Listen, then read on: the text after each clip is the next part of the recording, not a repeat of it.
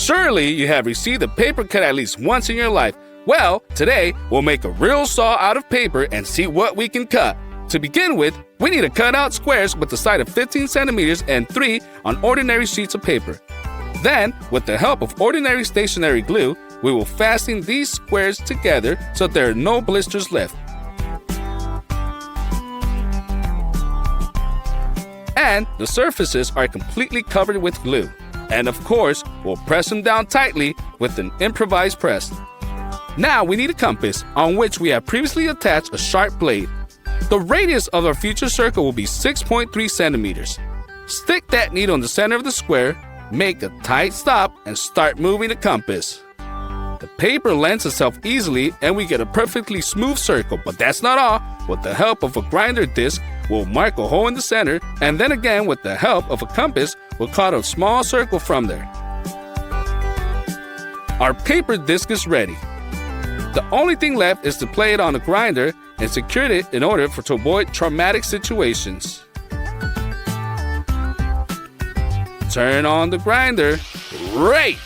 Our paper saw is working and is ready for testing.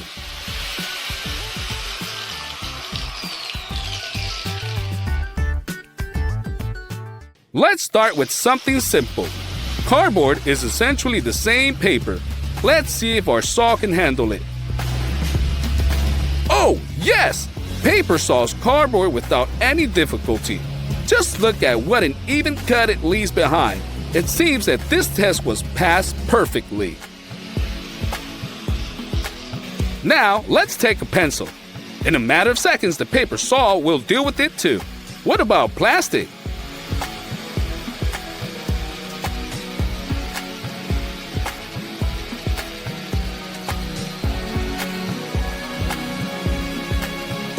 The plastic cover lends itself easily to our saw, but what if plastic was denser? Let's see what happens to the plastic pipe. The process is much slower, but we can clearly see the result. The paper, although with some difficulty and manipulations with the precision, copes with the plastic pipe, retaining a fairly smooth cut and a little plastic dust. It seems that nothing will stop it.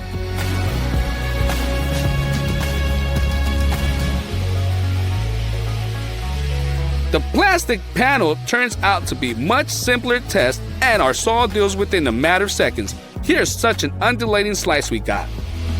The stakes are higher now. We have a wooden piece. Here, you already have to put a lot more time and effort, but the progress is noticeable. The paper enters the stick and continues to cut it. It's incredible. Even a slight deformation of this does not stop our paper saw. We're almost there. And yes! The wooden stick is sawn without any problems. Pay attention to the burnt trace. And we have a ball of rubber bands next. Let's see how our paper saw will cope with it.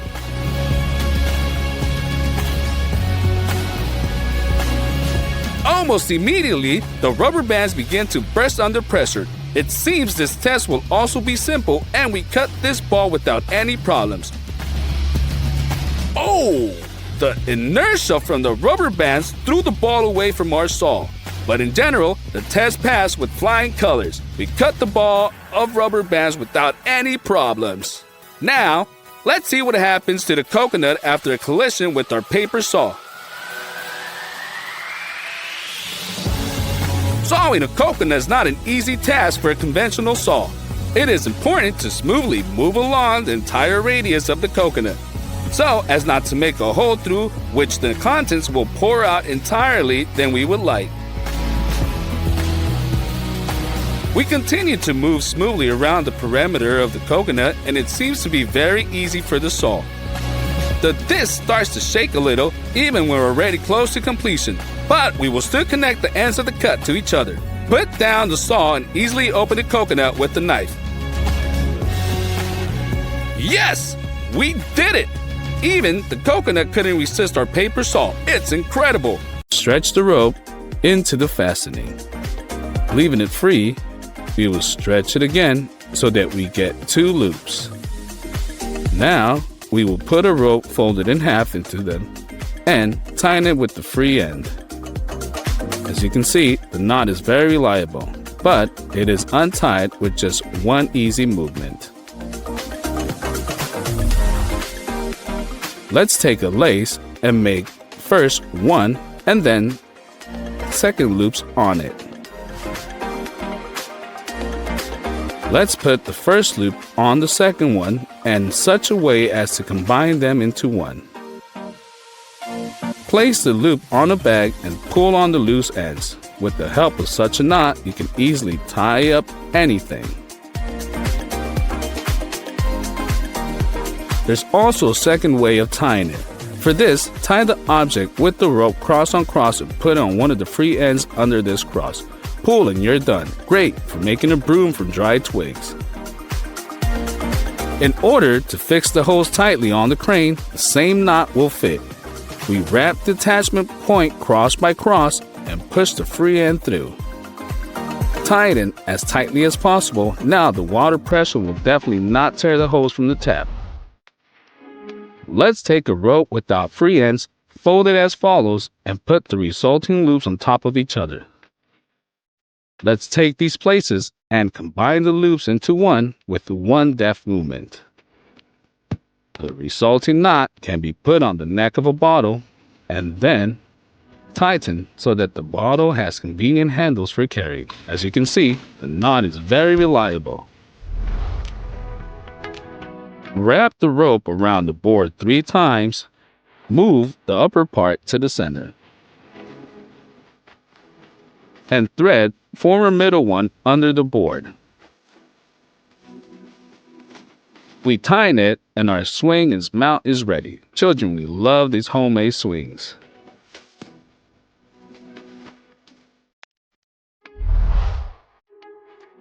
Wrap the rope around the wooden stick as follows.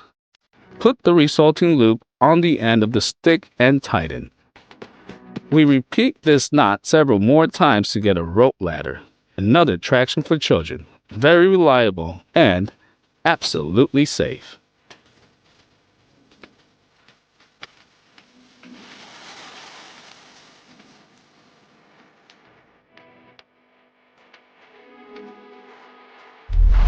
Let's take 2 identical ropes.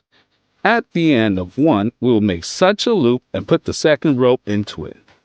Wrap the loop around it, and then folding a small loop, we will push it in the following way.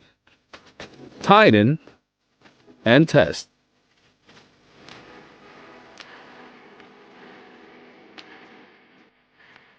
As you can see, the ropes are very firmly connected, but it will also be easy to untie this knot if necessary. If the ropes that need to be fastened are of different thickness, then we make one loop from a thicker one and make a few additional turns with the thin one. Otherwise, these knots are identical, both in binding process and in their strength. It's just as easy to untie it.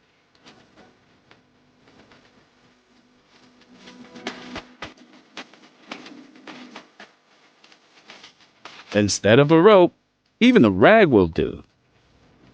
Just first, push the rope into it. Then make kind of a loop. Repeat previous steps and make sure that even the cloth, this knot manifests itself perfectly. It is perfect for hanging a hammock if it does not have special fasteners, and then easily untie it.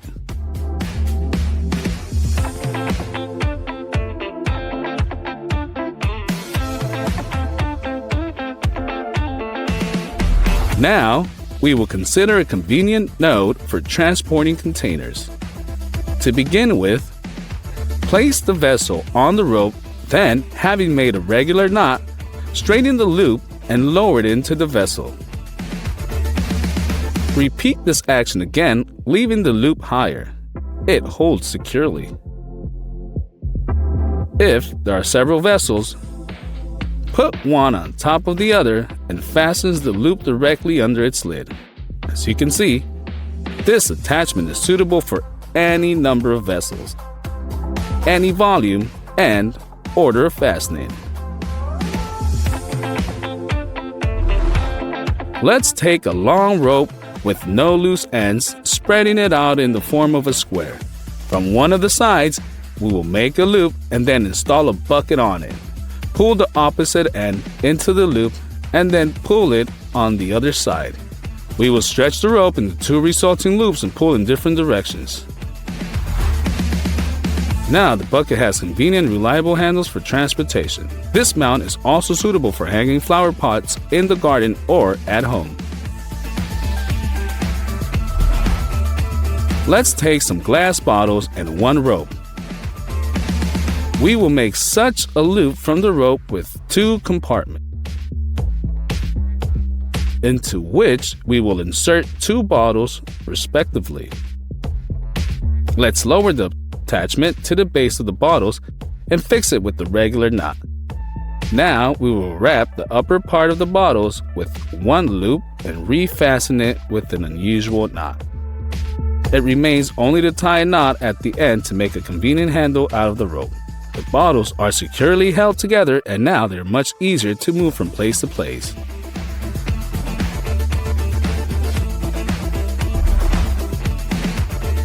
Take a rope and fold it in 3 and wrap it with the free end several times. We will fix and tighten it so that we have a movable loop, the radius of which is very easy to adjust. She can grab both the neck of a small bottle and a large glass jar.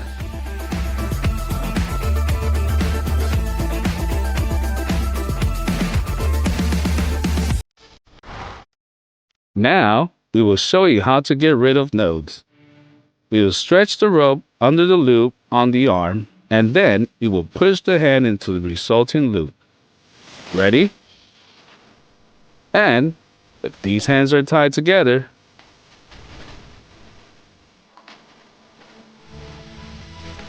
let's grab the rope with our wrist and push it into the palms.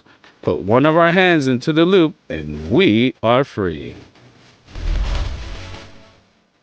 Take a rope, stretch over the palm of your hand and make several loops, laying them along the palm. We will slip the free end under all the loops except the last one.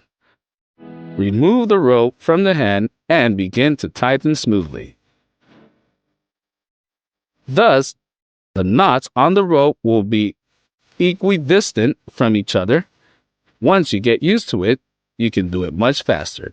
And such a rope with knots is ideal for climbing it.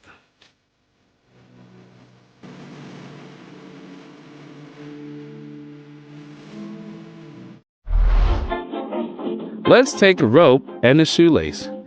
We'll make a loop out of the lace and pull both ends into it and then tighten the loop again. The fastening turns out to be very strong. If you can't get deeply buried pin out of the ground, then our node will do just for this case. Just repeat the steps described earlier the required number of times, tighten, build the lever to the end of which tie the free end of the rope. A little effort and the pin easily comes out of the ground. And when the job is done, the knot is easily removed and untied. Wrap the rope under the trunk of the tree. Make a loop at the shorter end, stretch it around the long end, and push it into the loop. Tighten it and adjust the width of the grip. It holds tightly, but if you pull on the short end, it is easily untied. For reliability, we will add another loop and fix the shorter end. We will fix the rope with this knot on the handle of the bucket. At the short end, we will tie our previous knot from the lace.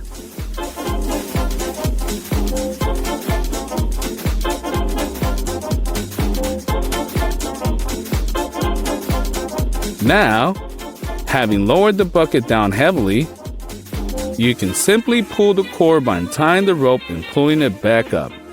Thus, the process of lowering heavy things from the upper floors will be much faster and easier.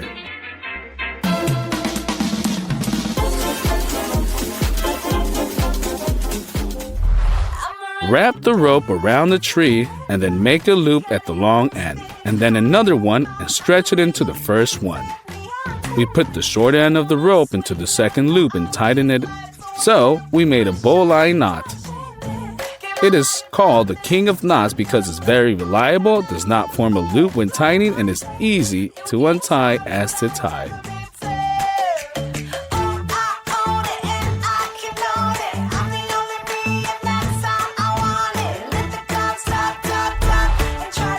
Let's take 2 ropes. Make an 8 at the end of one of them. Pull the second rope into these loops in this way and then tighten them. No other nodes will be needed to secure it. The 8th knot will easily withstand any load.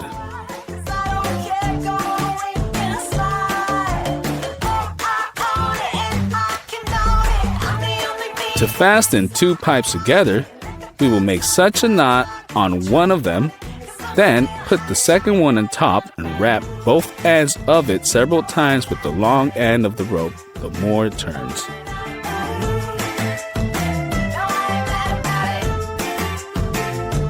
The more reliable the fastening will be. On the last turn, we stretch the rope under one of the ends of the upper pipe and wrap it around the attachment point, after which we fix the attachment with 2 ordinary knots.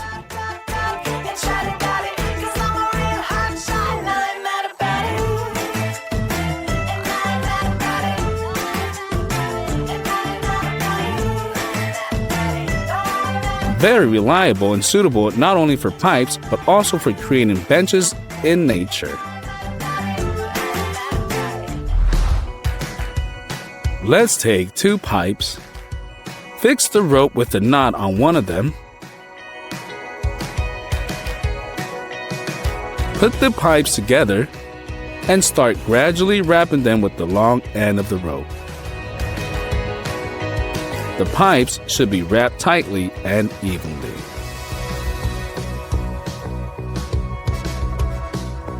After that, you stretch the end in the space between them and gird the rope attachment. We fasten the ends of the rope, 2 knots, and that's it.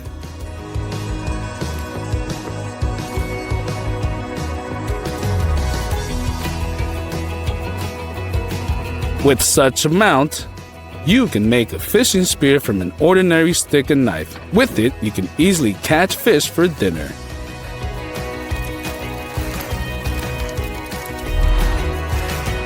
If the rope starts to wear off, it can easily be used with the next knot. Fold the rope in half. With the worn segment in the center, turn it twice. Then pull the weak spot inside the center of the resulting loops. Tighten smoothly to prevent the segment from popping out. Now, this rope will be able to serve you for more time. But this node is also suitable for other purposes. Make a loop out of the lace and put a rope on it. Repeat the previously described steps and get a small loop. We will need several of them. But in the meantime, subscribe to the channel and do not forget to turn on the alerts. Now we have several such loops along the rope at once.